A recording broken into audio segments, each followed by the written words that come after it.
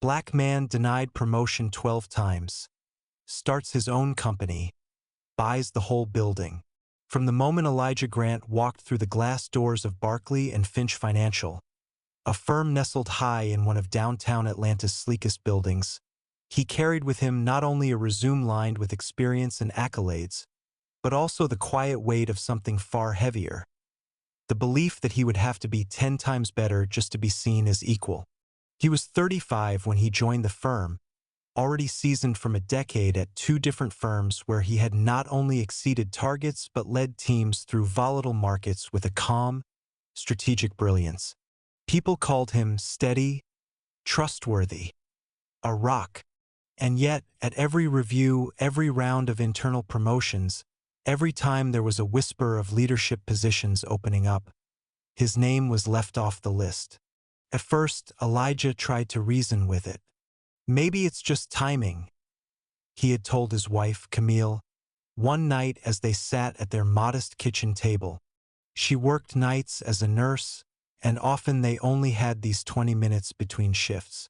Or maybe they just need to see more of my work. But as the years passed, and his cubicle remained a cubicle while others with half his tenure were given offices with views, the excuses stopped sounding like reason and started sounding like denial. He had been passed over 12 times. Not once or twice. 12. Each time, the feedback had been the same vague nods to needing more visibility, more initiative, or that he was too dependable in his current role to move. Once, he had trained a new hire named Cole, a bright but inexperienced man 10 years younger. Within 8 months, Cole was promoted to a team lead. Elijah hadn't even been interviewed. Still, Elijah showed up every morning at 7:30 a.m. sharp, coffee in one hand, leather briefcase in the other, dressed in pressed suits he couldn't really afford but wore as armor. He mentored younger employees without complaint. He stayed late.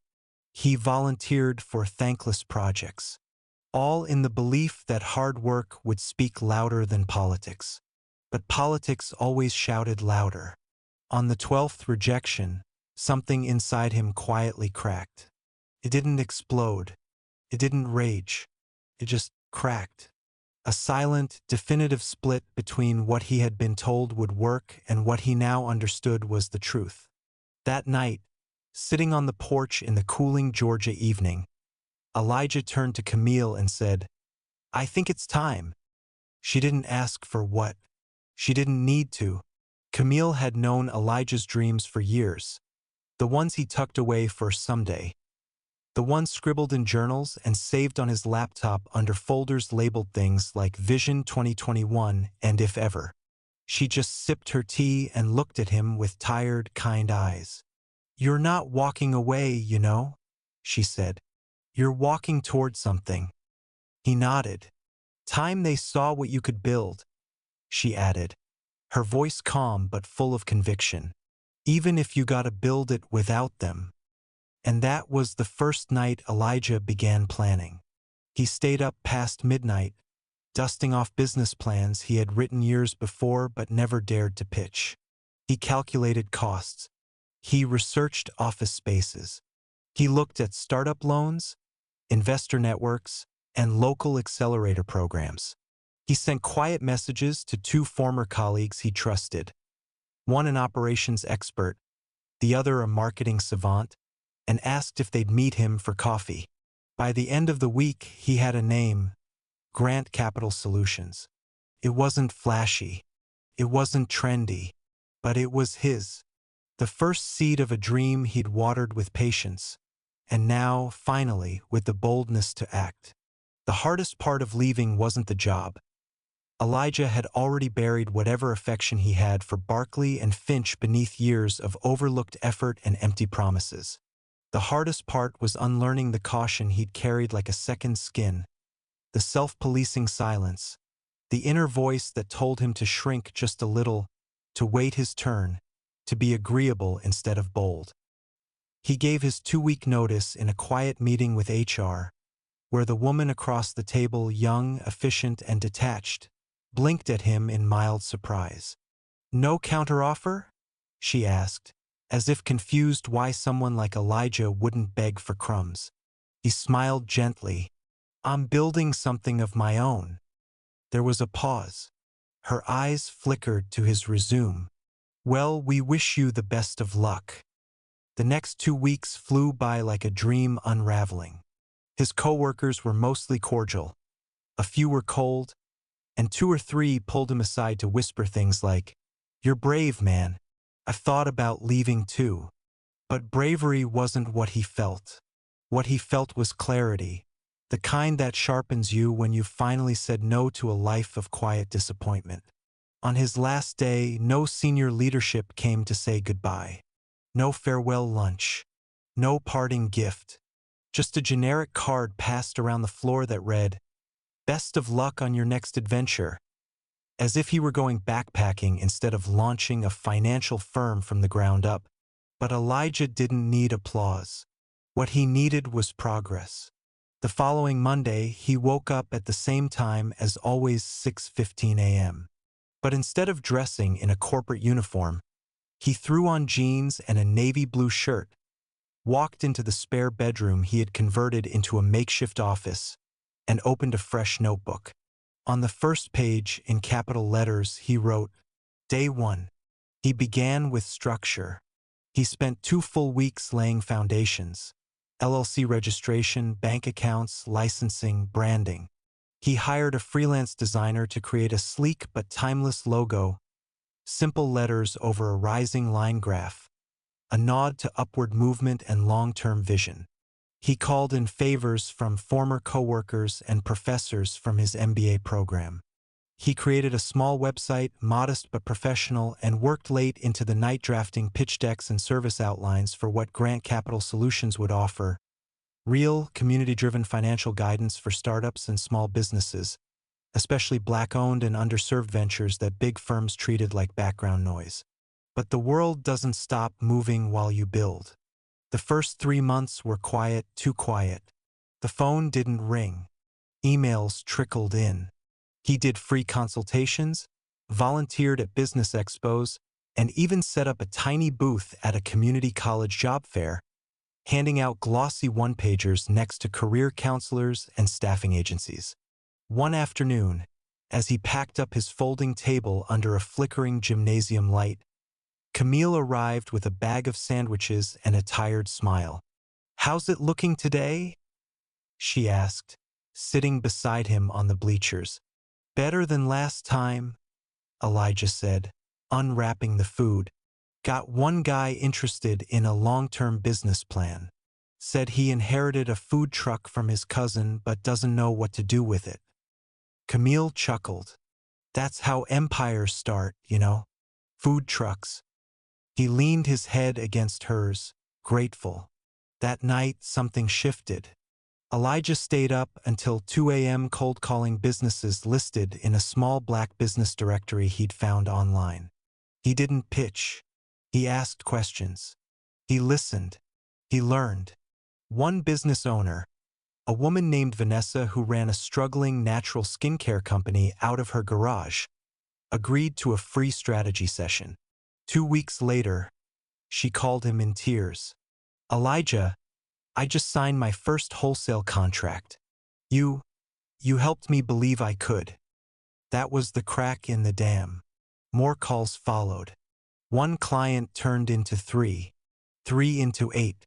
Word spread. He wasn't the polished face of a billion-dollar firm, but he listened, he explained in plain language, and he cared about outcomes, not billable hours. And yet, his biggest challenge loomed ahead. Space. His home office worked, for now. But his dream was bigger. He wanted a real building, a place people could walk into and feel seen. A symbol. What he didn't know, not yet, was that the very building he used to walk into at 7:30 a.m. every morning, Barclay and Finch's headquarters, would soon have a for sale sign on its door.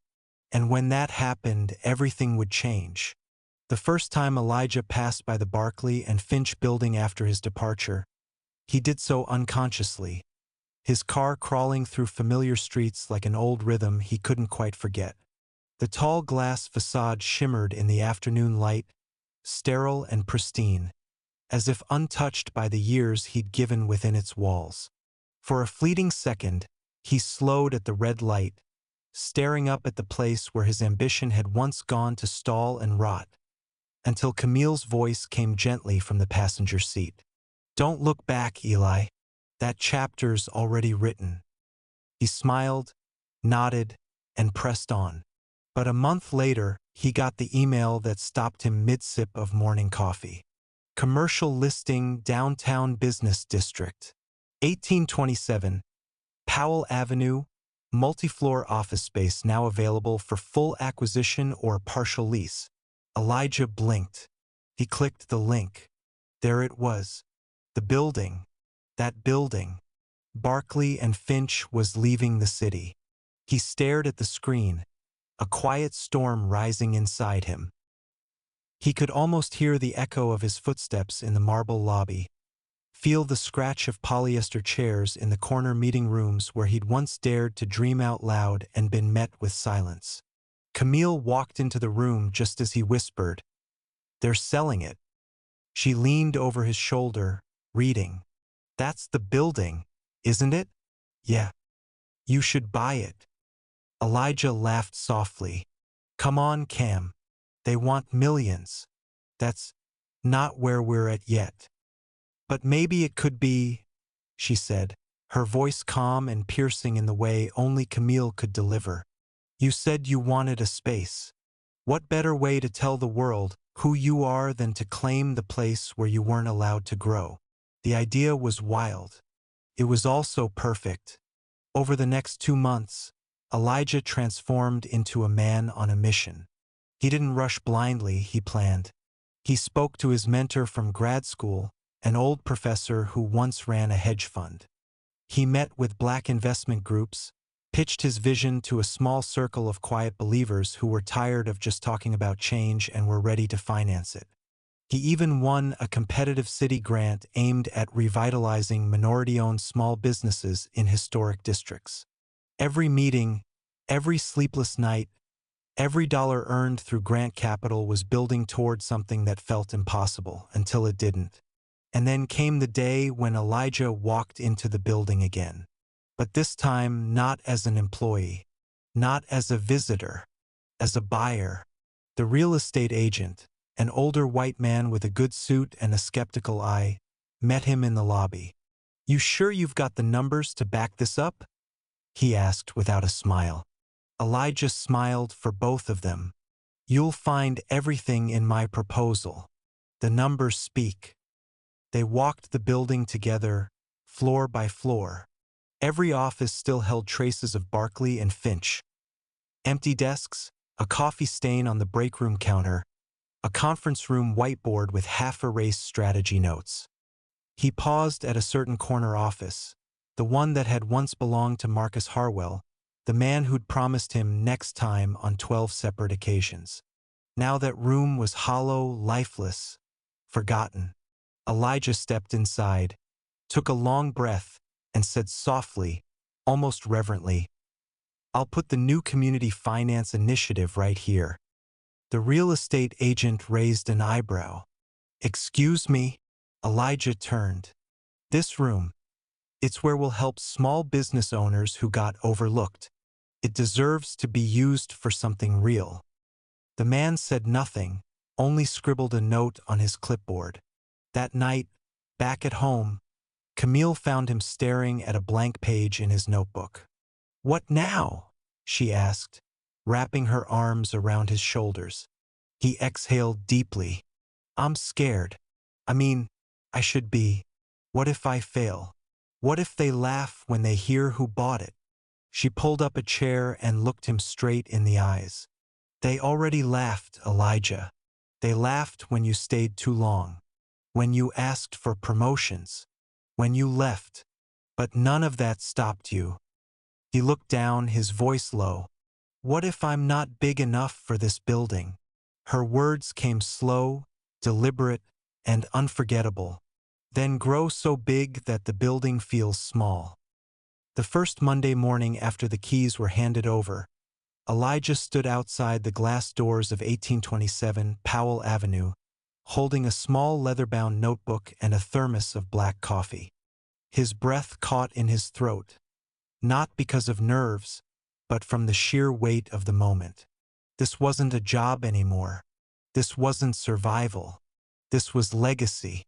He stepped inside, alone for the moment, and listened to the echoes of his own footsteps bouncing off the bare floors.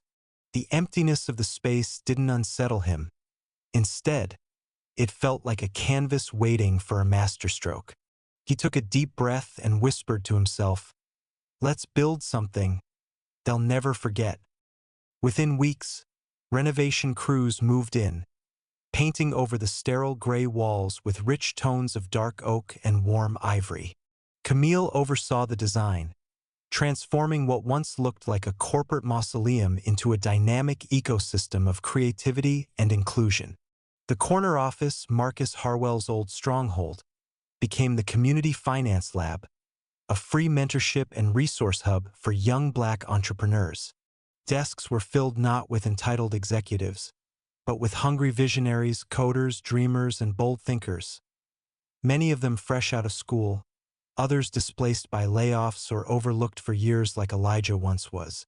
He partnered with a local HBCU, offering internships and part-time opportunities to students studying finance, business, and computer science.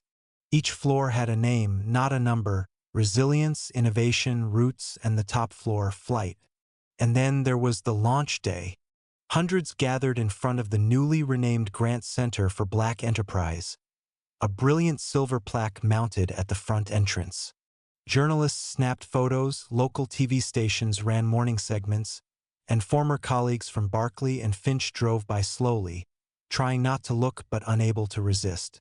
One by one, Elijah welcomed his staff, board members, interns, and volunteers into the building.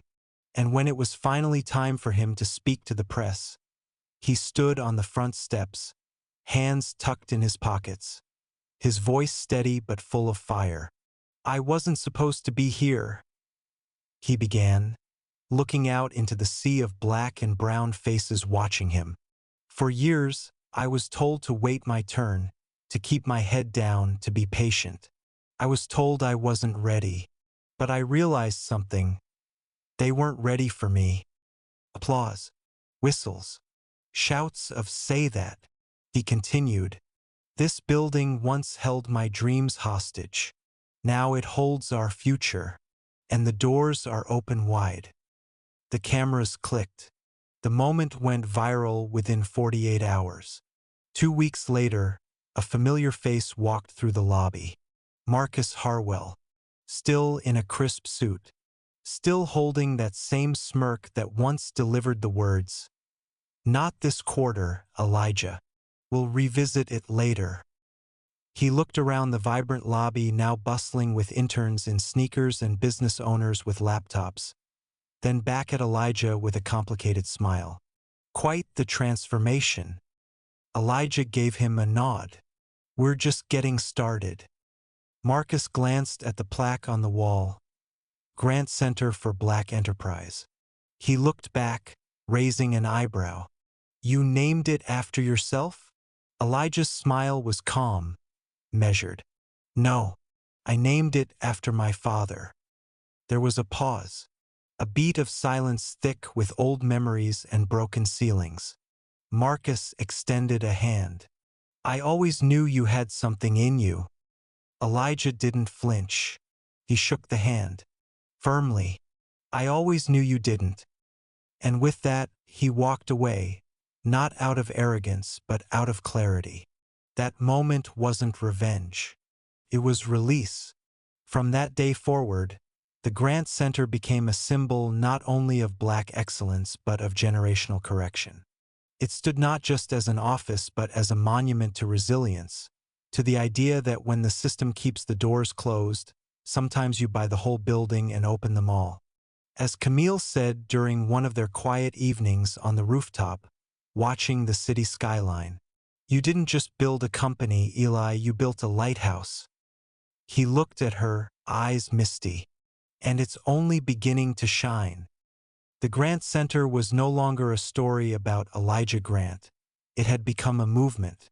6 months after launch, Elijah found himself sitting on a panel at a National Black Entrepreneurship Summit in Atlanta, sharing the stage with tech founders, activists, and legacy builders. He didn't read from notes. He didn't quote analysts or textbooks. He spoke from scars.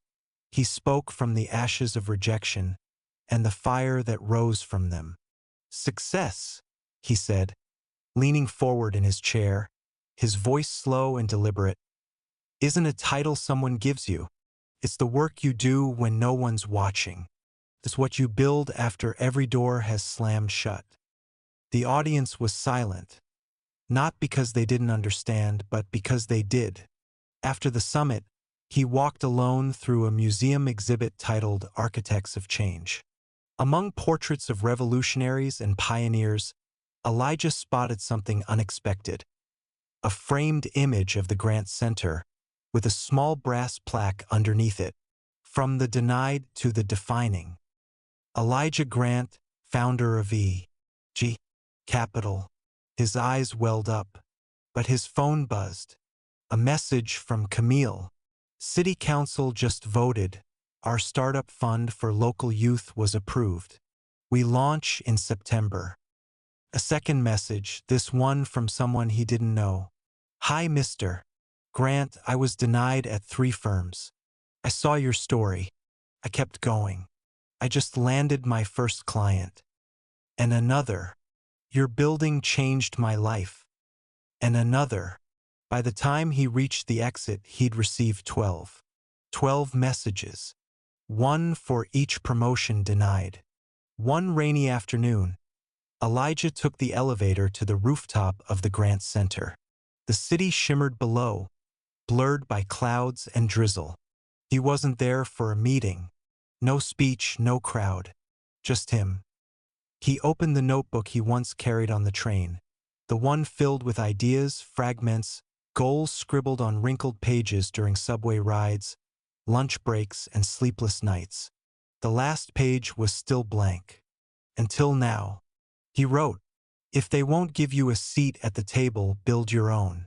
And if they say your building doesn't belong here, buy the block." Then he closed it, placed it in a drawer in the rooftop office, and walked back down the stairs. Not because the elevator was broken, but because every step reminded him how far he'd climbed. The Grant Center expanded into 4 more cities. His mentorship program helped over 300 young Black professionals launch their own ventures. The firm he built acquired one of the smaller competitors that once overlooked him. But Elijah never changed his number. Never forgot the corner office that never opened for him. Never stopped answering emails from young dreamers who reminded him of his younger self. He wasn't just a CEO. He was proof. Proof that being denied isn't the end of the story. Sometimes, it's the start of something much, much greater.